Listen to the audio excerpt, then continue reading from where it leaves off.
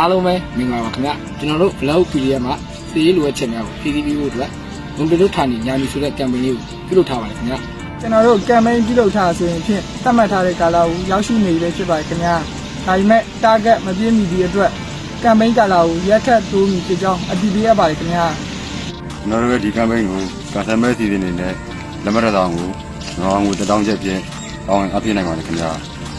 ကမ်းမိတ်မှာပါဝင်မဲ့တစီလေးကတော့တော်လန်ပြည်သူဦးမှထောက်ဖို့ပါဝင်ထားတဲ့တင်နကတ်တရံလေးပဲဖြစ်ပါတယ်ကမိန်ကာလာကိုရက်ထက်တူတာဖြစ်သည့်အတွက်တာကပ်ပြည့်မီအောင်တော်လန်ပြည်သူများအနေနဲ့ကျွန်တော်တို့ရဲ့လိုအပ်ချက်ကိုဖြည့်ဆည်းပေးဖို့မေတ္တာရက်ခံပါတယ်ခင်ဗျာ